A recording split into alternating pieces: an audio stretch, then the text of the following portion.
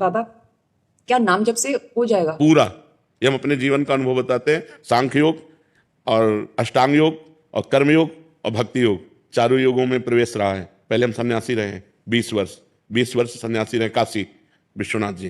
तो हम सांख्य योग, अष्टांग योग, जो अष्टांग योग है ना, अष्टांग योग, कर्म योग, इन तीनों को अच्छी प्रकार जान करके और फिर भक्ति योग में आए हैं। स्वयं भगवान शंकर से बढ़कर कोई ज्ञानी तो नहीं ना, सनकादि से बढ़कर कोई ज्ञानी नहीं। वो हरिशरणम हरिशरणम, सनकादि हर समय जपते रहते हैं। भगवान शिव राम राम राम राम राम राम जपते रहते हैं। हम वृंदावनवासी प्रिया प्रीतम के उपासी, तो जो राम में राह है वही राह है, जो धा है ये रस देने वाली वस्तु है। तो हम राधा राधा राधा राधा, मतलब आप ये समझो कि हमारी इतनी तार्किक बुद्धि नहीं, हमारी श्रद्धालु बुद्धि नहीं रही।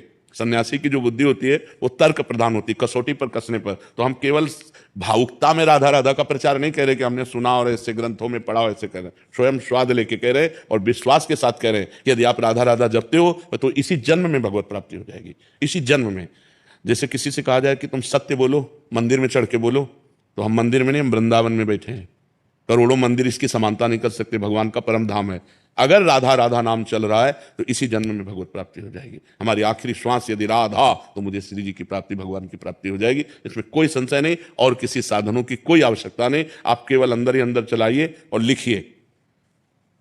देखो, हम जो कह रहे हैं उसको समझो। बहुत अधिक नाम जपने की हमें चेष्टा नहीं करनी, कम संख्या हो लेकिन मन लगा करके हो। जैसे हम, अब देखो, आप लिखो राधा, अपने दिमाग में लिखो, खुले नेत्र लिखो, या बाहर बाहर देखो, दिखाई दे रहा है राधा लिखा हुआ, वही कान में सुनो राधा, वही अंदर उठाओ राधा, ये तीनों का एकाकार हो जाए तो ये करोड़ों नाम जप के बराबर है। देखो, जैसे हम बोला राधा, ऐसे हम 1000 राधा नाम बोले तो हम बोला राधा, ये उपांशु है, इसे उपांशु कहते हैं। राधा राधा राधा राधा 1000 बार, ये उपांशु हुआ।